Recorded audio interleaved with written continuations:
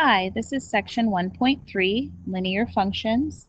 In this section, we'll talk about how to identify and graph a linear function, find x and y intercepts and slopes of linear functions, find and determine the rate of change of a linear function, discuss special cases of identity and constant function, apply linear revenue, cost, and profit functions, and then finally find marginal revenue and marginal profit from linear revenue and linear profit functions. Let's start with a few definitions. A linear function is a function that can be written in the form f of x equals mx plus b, where m and b are constants. Now remember, f of x is a fancy way of saying y equals, so we can think of this like y equals mx plus b. If you look in your textbook, you might also see ax plus b, which is the same thing. Examples of linear functions are the following. F of x equals negative 3x plus 7 fits that model. Or I could say g of x equals 2 plus 4x. So still in that model, my terms are a little bit out of order there, but I can see I have a number in front of my x, I have a sum, or a difference it could be, and I have a constant. You might also just see a y equals. You may just have a number times x, something like that. In this case, we could put plus 0 at the end of it, and that would fulfill our b requirement. Non-examples of linear functions are if anything weird is happening with our variable. So for example, if I had 2 over x, so my variable appears in the denominator. Or if I had my variable squared. Or if I had, let's see, multiple variables. So maybe I have an x, y equals 2. So something like that. That would be a non-example. So you want to make sure when you're looking at a linear function that your variable, usually an x, but it could be a different letter, is going to have a power of 1. It's not in the denominator. We don't see anything weird like square roots or multiplication happening between variable terms. The other definition we're going to talk about are intercepts, x and y intercepts. A y-intercept is a point where a graph crosses or touches the y-axis. To calculate it, which we'll do in a minute, you're going to evaluate for f of 0, which pretty much means let x equal 0 in your equation and solve for y. An x-intercept is a point where a graph crosses or touches the x-axis. To calculate an x-intercept, you evaluate for f of x equals 0, which is a fancy way of saying in your equation you're going to let y equal 0 and solve for x. So let me give you a picture of what these look like. Let's say I just draw a line somewhere on my graph here. Wherever that line touches or crosses the y-axis, we would say is the y-intercept. And wherever it touches or crosses the x-axis, we would call the x-intercept. So if you have a graph, it's very easy to find an x and a y-intercept. You just look for those points on the y-axis or the x-axis. Finding intercepts algebraically, we're going to find the x and y-intercepts of the following equations. So this is going to be a two-step process. Let's start with x-intercepts. To find the x-intercept of any equation, you let y equal 0. So that would be 5 times x minus 3 times 0 equals 15. 3 times 0 just gives me 0, so now I have 5x equals 15, and then x equals 3. So sometimes you can just say x equals 3 is the x-intercept, or you may have to write out the whole coordinate, where x is 3 and y is 0. So either of these could potentially be a solution depending on how you need to type your answer in. And MyMathLab will be specific. It'll either ask for a coordinate or a single value. If you want to find a y-intercept, we let x equal 0. So in this equation, that would be 5 times 0 minus 3y equals 15. 5 times 0 gives me 0. So now I have negative 3y equals 15. Divide by negative 3. I'm going to get y is negative 5. Or I could write that as a coordinate, x is 0, y is negative 5. Let's do one more together. X plus 5y equals 17. Let's start by finding the x-intercept. So to do that, I'm going to let my y equal 0. So that would be x plus 5 times 0 equals 17. And x equals 17. So my coordinate is 17, 0. To find a y-intercept, any point on the y-axis has an x value of 0, which is why we're using this. That's a nice way to remember it. X-intercepts, anything on the x-axis has a y-coordinate of 0. Y-intercepts, anything on the y-axis has an x-coordinate of 0. So we let my x equal 0. 0 plus 5y equals 17. So I have 5y equals 17. And then divide by 5. I'm going to have 17 fifths, which is an exact decimal, but I like the fraction, so I'm going to leave it like that. So my coordinate then, my point where this graph is crossing the y-axis is 0, 17 fifths.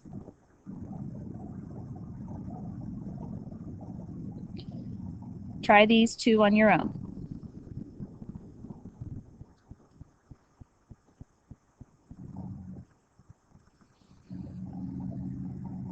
Okay, for the first one, x-intercept, we let y equal 0, so 3 times 0 equals 9 minus 6x. So 0 equals 9 minus 6x. I'm going to subtract 9 to the other side in an effort to get that x alone. If I subtract 9 on both sides, I get negative 9 equals negative 6x. And then I divide both sides by negative 6. So I'll get x equals negative 9 over negative 6.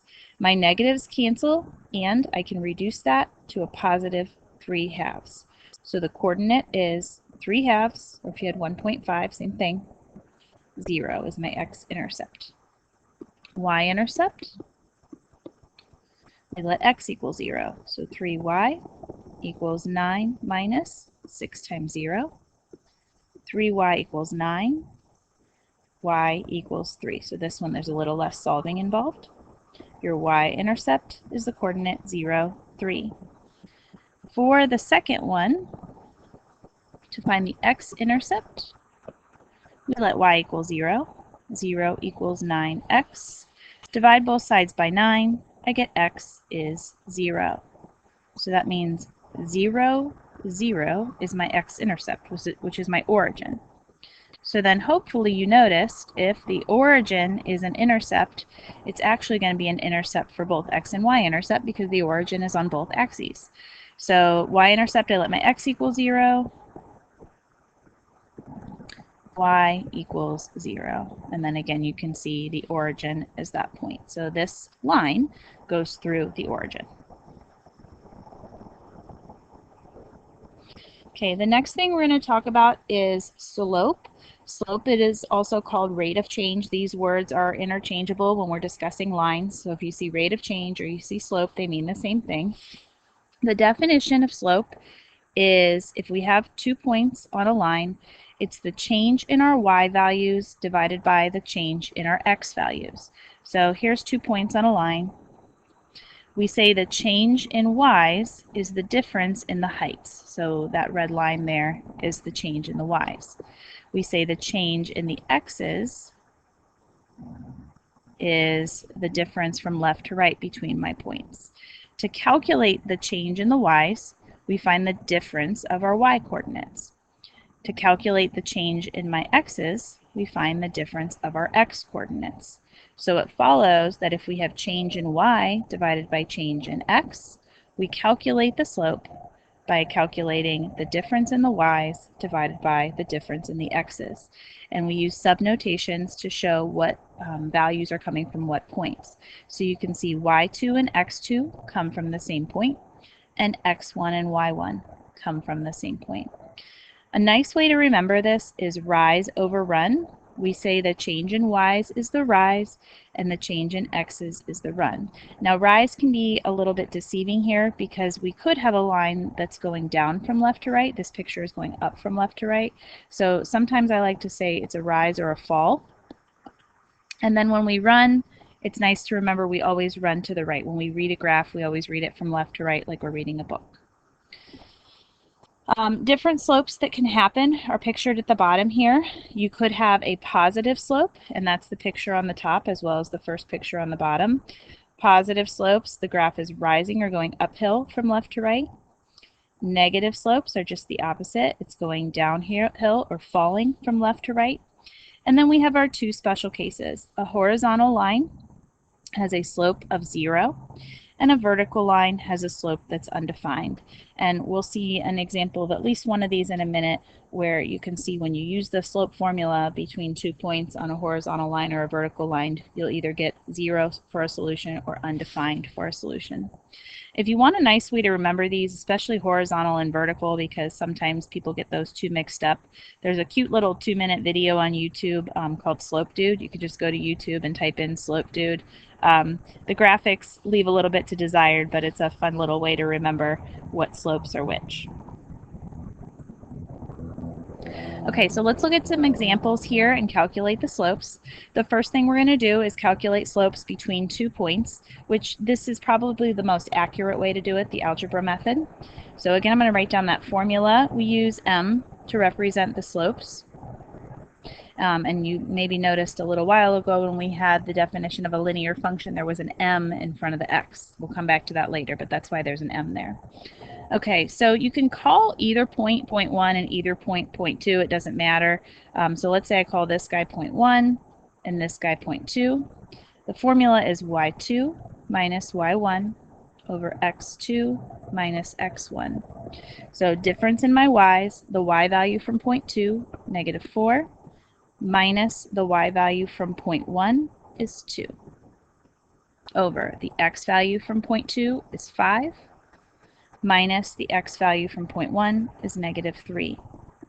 So in the numerator, this is just order of operations. Remember, if we have these fractions, we simplify the numerator and the denominator first. We divide last. I get negative 6 on top. 5 minus negative 3 will give me a positive 8 on the bottom. And then both of those are divisible by 2. So we say negative 3/4 is the slope of that line.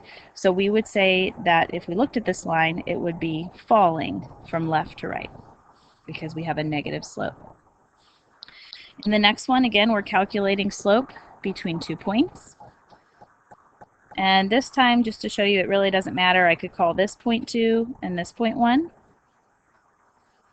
The y value from point 2 is 5, minus the y value from point 1 is negative 8, over the x value from point 2 is 6, minus the x value from point 1 is also 6. On top, I get 13. On the bottom, I get 0. If you have 0 in the denominator, that means you're dividing by 0, and therefore my slope is undefined. What will happen if you have the other case is you'll have a 0, the other special case is you'll have a 0 in the numerator. 0 divided by anything is 0. So because we have an undefined slope, we know that we would be looking at a vertical line here. If you got a solution of 0, so 0 being in the numerator in this slope formula, that would tell you you have a horizontal line. Okay, looking at part C now, we're going to find the slope of these different lines A, B, C, and D.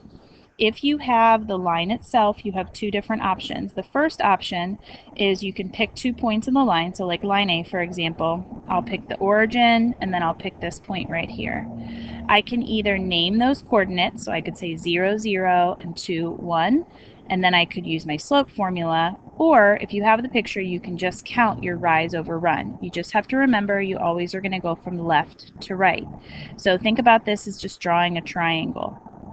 If I draw a triangle to connect those 2 points, a right triangle, I would have to rise 1, and I would have to run over 2 to get from one point to the next.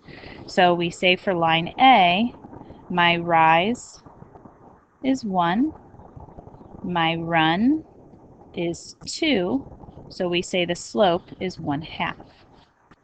For line B, let me see if I can get my colors to match here. I'll pick this point, and again, this guy's going through the origin. From left to right, I have to rise 2 and run 1. So slope of B, again, rise over run, is 2 over 1, or simply 2. Line C, I'll pick my origin again, and I'll pick this point down here. From left to right, this time I have to fall 2 and run 1. So line C, again, this is why I say rise can sometimes be a little deceiving. We are falling 2, so we say the rise is -2, and the run is 1. So the slope, -2 over 1, is -2. You want to just make sure when you're calculating these slopes, if you can see the line and the line's going up from left to right, your slope should be positive. If your line's going down from left to right, your slope should be negative. And then line D is our special case. Line D is a horizontal line. If we have a horizontal line, you could calculate using the slope formula, or you could just say the slope is 0. The other special cases are vertical line, and remember, if you saw a vertical line, a line going straight up and down, you would say that that slope is undefined.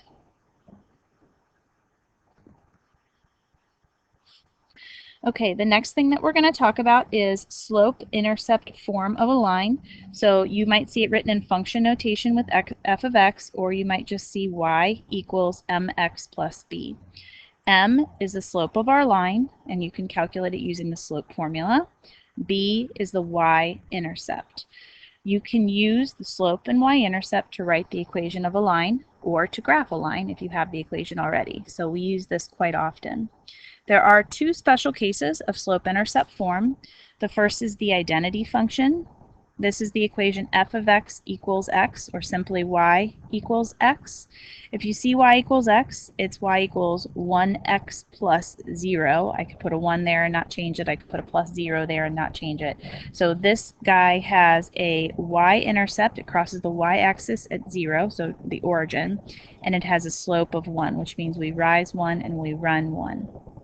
All points on this line, the y value equals the x value. That's where this equation is coming from. So 0, 0, 1, 1, 2, 2, 3, 3, etc., those points make up this line. The other special case is the constant function. F of x equals c, or y equals c, where c is a constant. This is just a fancy way of saying your horizontal lines. So if I wanted to write the equation of this line, for example, I would say y equals 3, because it's going through my y-axis at 3. So 3 would be the constant here. Okay, so at the bottom, let's find the slope and y-intercept of the following lines. If you notice that your y is alone already, you're set to name your slope and your y-intercept, your m and your b. Your slope will always be the number in front of your x, 4. The y-intercept will be the number that's added or subtracted, it may look like, 8. Part B, you'll notice the y is not alone. So you have a little bit of work at the beginning on this to isolate the y. Once the y is isolated, your linear equation will be in slope-intercept form, and then you can name the slope and the y-intercept. To isolate the y, I'm going to subtract 3x on both sides of my equation. 2y equals -12 minus 3x. And then I'm going to divide everything by 2. Notice, by the way, I didn't combine that 12 and 3x together because they're not like terms. One has an x and one does not. So I have y equals, if I reduce, -6 minus 3 over 2 does not reduce, x. My slope is my number in front of my x, -3/2, and my y-intercept is the number all by itself, -6, in this example, my constant. Okay, I want you to try these on your own. For part A, I want you to use your slope formula, calculate the slope between those 2 points. For part B, you have the equation. So you need to isolate the y, find the slope, and then there you can also find the y-intercept. Part C, find the slope. Hint, it's a special case. Part D and E, I want you to find 2 points on the line, calculate rise over run to get your slope. I'll give you a minute.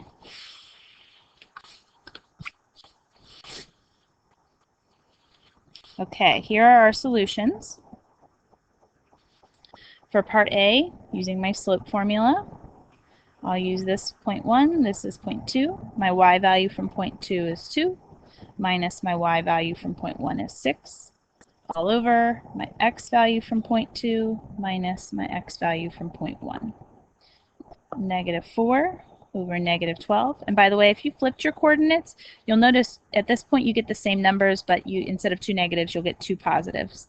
And my negatives cancel anyway, so you can see we get the same answer. If I reduce that, 1/3 is my final answer. Make sure you're leaving a fraction here, not a decimal, as your solution, because your decimal would need to be rounded and therefore not be accurate. For part B, you just need to divide everything by negative 6 to isolate your y. So 2 over negative 6 gives me negative 1/3. And then 3 over negative 6 gives me negative 1/2. You could put plus a negative here or just minus. X, my slope is the number in front of my x, negative 1/2. My y-intercept is the number by itself, negative 1/3. C, if I have x equals a number, that is a vertical line. Y equals a number is a horizontal line, x equals a number is a vertical line. As soon as you see you have a vertical line, we just say that the slope is undefined. Part D, I'll pick 2 points on my line. I'll pick, let's see, this point and this point look good. From one to the next, I have to rise 2 and run 1. So my slope is 2 over 1, which reduces to 2. And it doesn't matter what points you pick. Maybe let's pick, say I pick this guy up here instead of the one in the middle. I would have to rise 4 and run 2. Well, 4 over 2 will still reduce to 2. So you can see no matter what 2 points you pick, you're going to get the same answer, even if you didn't pick the same as mine. For E, I'm just going to pick the intercepts here because I can see where it's crossing my axes. You see my y-intercept is 2 and my x-intercept is 4. My rise here, I actually have to go down 2, and my run, I go over 4. So my slope is negative 2 over 4, and even if you forgot that negative at the beginning here, you can see this line is falling from left to right. So you could always, at the end, go back and put that negative in with the 1/2 after it's reduced.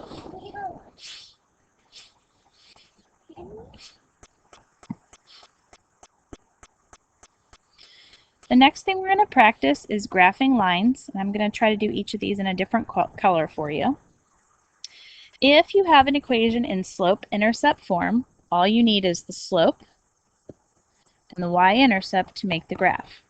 The slope in this equation is 4, or we're going to think of that as 4 over 1. That gives me a rise over run when I graph it. And my y-intercept is negative 2.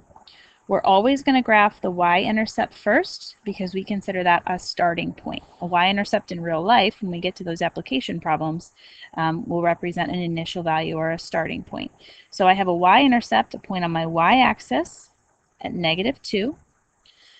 From there, we use our slope, and from that point we plotted, we're going to rise and run as we need to. Here we're supposed to rise 4 and run 1. So I'm going to go up 4, 1, 2, 3, 4, and over 1. And you can do that a few times if you want. Up 4, over 1. And then there's your line. Mine won't be super straight, sorry. Don't have a straight edge. But there's line A. If your y is not isolated, you just have an extra step at the beginning, you have to isolate the y. So I'm going to divide everything by 3 here. That gives me y equals negative 2/3 x plus 3. And I can then name my slope and my y-intercept. My slope, the number in front of the x, is negative 2/3. My y-intercept, the number that by itself, is 3. So for this graph, I'm going to start by making a point at 3 on my y-axis. And my rise and run tell me that this line has to go down. So we're actually going to fall 2 and run 3. You can do that a few times. Fall 2, run to the right 3, always running to the right. And there, again, yours will probably look a little bit better because you have a straight edge. Putting arrows at the end of it to show it's going to go on forever. We don't have any domain restrictions on these lines, is line B. Part C here, you could definitely isolate the y. This is what we call standard form of a line, which it's sometimes easier to graph using intercepts for these, x-intercepts and y-intercepts. If I want to solve for an x-intercept, I let my y equal 0. If my y is 0, this whole -7y term is going to disappear, and I just have 4x equals 21. Divide by 4 on both sides, and I'm going to get 5.25. You could also here say 21/4, but 5.25 is exact, and because we're graphing it, that's going to be a little bit easier to find than the fraction. If I want to find a y-intercept, I let x equal 0. If I let x equal 0 in this equation, the whole 4x is going to disappear, and I'm just going to have -7y equals 21 left. Divide by -7, y equals -3. So how do I use this information now? Well, this tells me that my line will cross the x-axis at 5 1/4. So 1, 2, 3, 4, 5 1/4 is going to be right about there. And my y-axis at -3. As long as you have 2 points, you have a line. And there is line C. Again, you don't have to graph using this intercept method. You could always isolate the y, find the slope and y-intercept, and do it just like we did parts A and B. If you have just x equals a number, that's going to be a vertical line. And the vertical line will go through an x-intercept of -2. So on our x-axis, we make a point at -2, and then we draw a vertical line straight up and down from there. So there's D. And finally E, if you just have y equals a number, that is a horizontal line. And our horizontal line will go through the y-axis at the constant given. So this guy's going to go through the y-axis at 5. So 1, 2, 3, 4, 5. There's 5 on my y-axis. And from there we draw a horizontal line. So that's line E. Many of these you can check your graphs with your graphing calculator if you want. You do have to isolate the y to be able to put it in your calculator though. So like A is ready to go, E is ready to go, but B and C you'd have to get the y alone first to be able to type it in your calculator.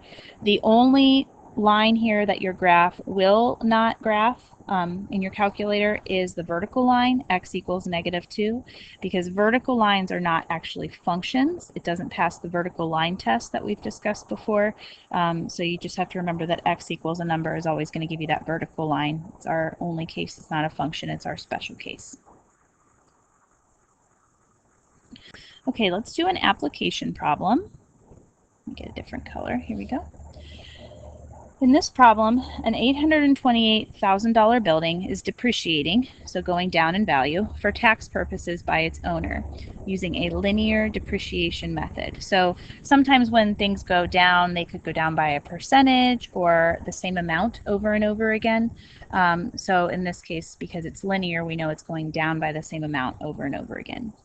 The value y in dollars of this building after x months is given by the function. So for example, if I wanted to know the value of the building after 10 months, I could plug 10 in for x here. Part A says find and interpret the slope. Now you'll notice the equation we're given here is already in slope-intercept form. My y is isolated, and the number in front of my x is going to be my slope. So my slope is -2300. When we say interpret, we say explain what that means in real life. So because my slope is negative, we know something is going down. Well, what's going down in this problem? The value of the building. So we would say the value is going down by $2,300. And then what does X represent? X represents our months. So we would say per month is what that slope is modeling for us. If you had a positive value, we would say something is increasing by that much per whatever our variable represents.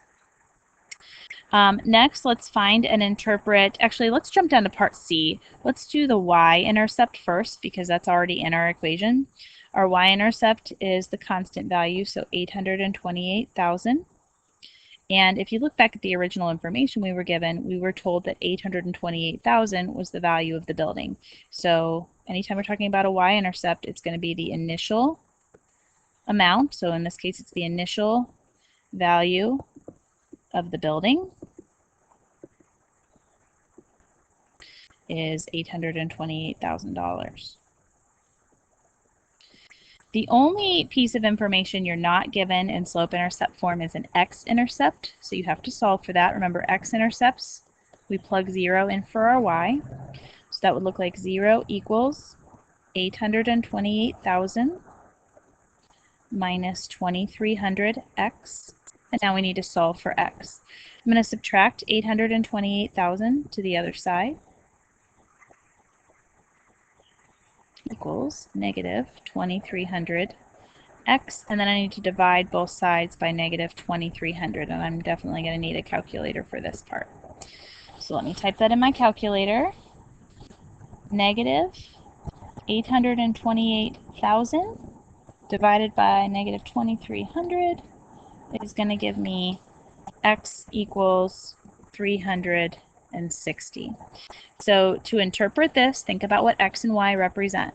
X represents months, so it means after 360 months. What does y represent? Y represents the value of the building. The value will be $0. And if you want to know how long that 360 months is, we can easily convert that into years by dividing by 12.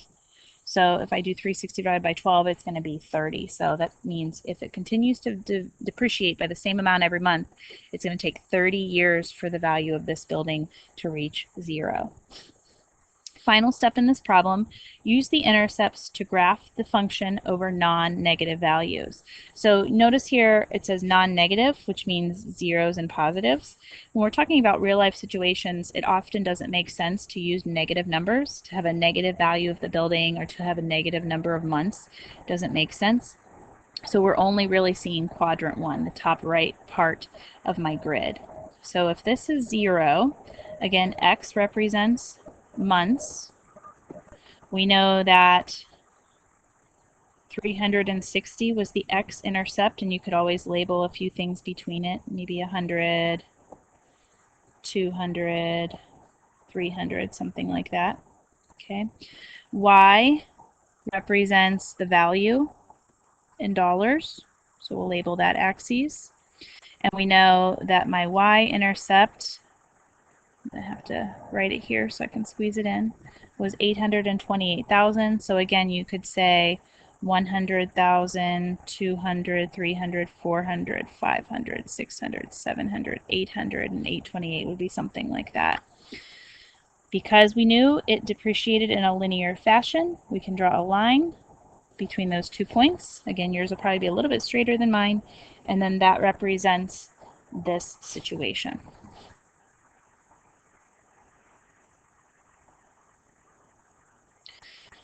Okay, next application problem. The cost Y of renting a heavy construction equipment is given in the following table. So a piece of heavy construction equipment, so maybe I don't know, a digger, a large saw, something like that. Sketch a scatter plot and find a linear equation to represent this data. Find and interpret the slope and y-intercept. How much would it cost to rent for 2 hours? And how long did you rent if your bill was $260? So this problem is actually a review from our last section. To put data in our calculator, we'll review these steps together. I'm going to hit Stat, Edit. And to clear out my list, I'm going to go up to the list name, hit Clear, and go back down. Up, Clear, go back down. List 1 is default your X's, so 5, 10, 20, 30. List 2 is my Y, so here it's 40, 60, 100, 140. If I want to find the equation for the line of regression or the line of best fit or the line that simply represents this data, because I was told the data was linear, I hit Stat again, go over to Calculate, and select number 4, enter a few times, and I get the following. Notice no decimals here, which means I'm getting an exact line, which is amazing. So my equation is y equals 4x plus 20. It also told me in part A to sketch this. To sketch it, we hit y equals. We clear out what's in there, and my plot is on. If your plot is not highlighted like mine, go up to plot, hit enter, and go back down. In y1, I'm going to type in my equation, 4x plus 20. And then remember, each time you graph statistics, because the numbers in your statistics and your data are different, you have to hit zoom 9. Zoom 6 will set you back to your standard window, but zoom 9 is always for your data. And notice we have a perfect linear situation here. My line is going through every single value. So that gives me a really nice picture. Just drag that over.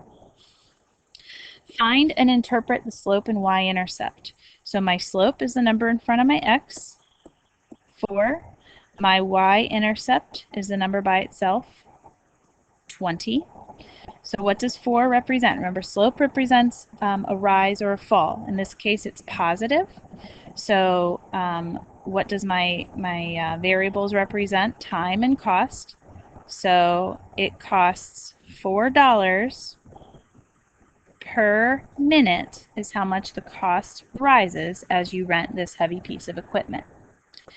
Part B, the y-intercept. Y-intercept represents an initial value, a starting amount.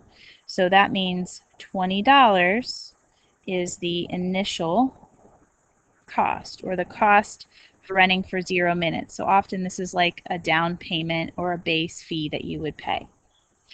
How much would it cost to rent for 2 hours? Now it's helpful because we have that equation. Hours is our x, so we just plug 2 in for x. 4 times 2 plus 20. So that would cost me, oh, hold on. It said 2 hours, not 2 minutes. Let me get my eraser back there. We don't want to do that. Again, time was my x, but my x is measured in minutes. So instead of plugging in 2, and I realized I made a mistake there because 2 hours for $28 wasn't going to make a whole lot of sense. Got a little bit bigger for myself. There we go. We instead need to plug in how many minutes are in 2 hours. So 120 minutes is going to be my x. So y equals 4 times 120 plus 20. 4 times 120 is going to give me 480 plus 20 is $500. So it would cost you $500 to rent this piece of equipment for 2 hours. How long did you rent if your bill was $260? So this time we know the cost, y, we don't know the minutes. We're solving for x. So I'm going to plug 260 in for y. 260 equals 4x plus 20. And now we solve our equation. We're going to subtract 20 on both sides. That's going to give me 240 equals 4x. And then divide both sides of my equation by 4. 240 divided by 4 gives me 60. So that means it costs, when it costs $260, it means I rented for 60 minutes, or you could here say 1 hour.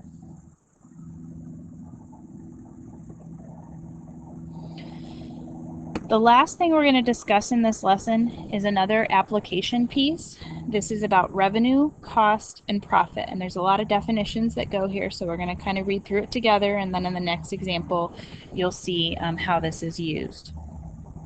The profit that a company makes on its product is the difference between the amount received from sales, which is called our revenue. So revenue, think of that like money you're bringing in, and costs. Think about costs like money that's leaving. So revenue are positive values and costs are negative values. If we compare our positive and our negative, our profit is how much that's left over in the end. So we say if X units are sold, we could write it in function notation as follows. We use P of X to represent the profit, R of X to represent the revenue, money that's being brought in, and C of X to represent the cost. So profit is revenue minus cost. And it says that below as well, what each of those stands for. In general, if you want to find revenue, it's found using the following equation. Revenue is equal to price per unit times number of units. So for example, if I had 5 units that sold for $30 each, I would have multiply those together, 5 times 30, $150 in revenue that was being brought in. Cost is composed of 2 different pieces, fixed costs and variable costs. Fixed costs, which sometimes they'll use an FC to represent, are amounts that are constant, things that remain the same. So maybe rent is something that would remain the same month to month. Variable costs are things that change. It's based on the number of units produced. So for example, if I produce 5 items, that cost to me is going to be different than if I produced 38 items. So we call that a variable cost. Cost in general is calculated by adding together our variable costs and our fixed costs. Again, anything that's negative, anything that we're paying for. Then finally, if we have equations for cost, revenue, and profit, we say the rates of changes, which again, fancy way of saying the slopes of cost, revenue, and profit are called the marginal cost, the marginal revenue, and the marginal profit. So if you're asked to find marginal cost, marginal revenue, or marginal profit, you first need to find the function for profit, revenue, or cost, and then determine the slope or rate of change of that function. Here's our last example. Suppose that a company manufactures 50-inch 3D plasma TVs and sells them for $1,800 each. The cost incurred in the production and sale of the TVs is $400,000, so that's a base cost, plus $1,000 for each TV produced and sold. Write the revenue, cost, and profit functions for the sale of X TVs. So let's start with our revenue function, R of X. Revenue is amount that's coming into our company. And money that comes into our company is made from sales. Sales of $1,800 for each TV.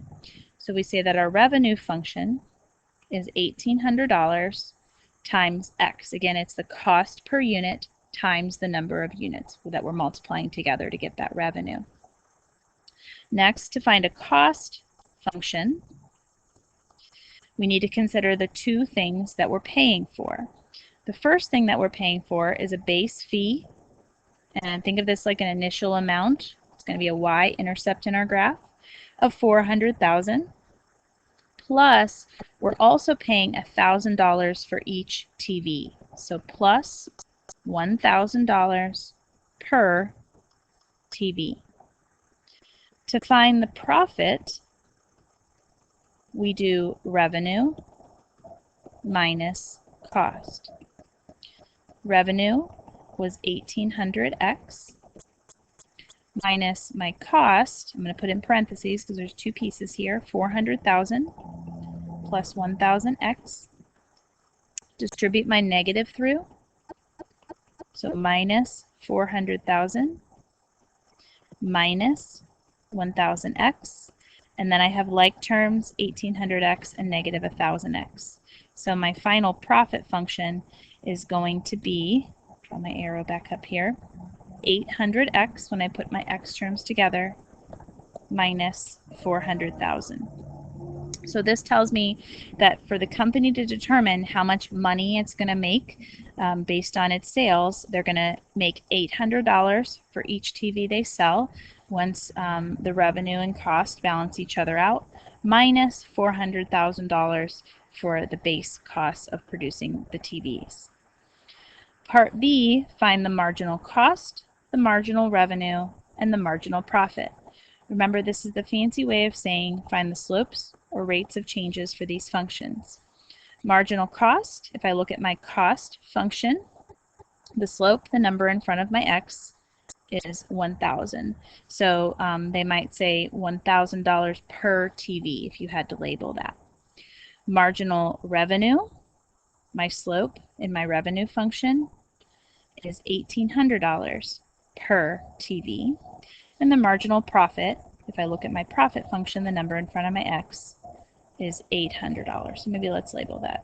It costs me $1,000 per TV. I bring in $1,800 per TV. Put my labels on there. And then that balances out to a profit of $800 per TV.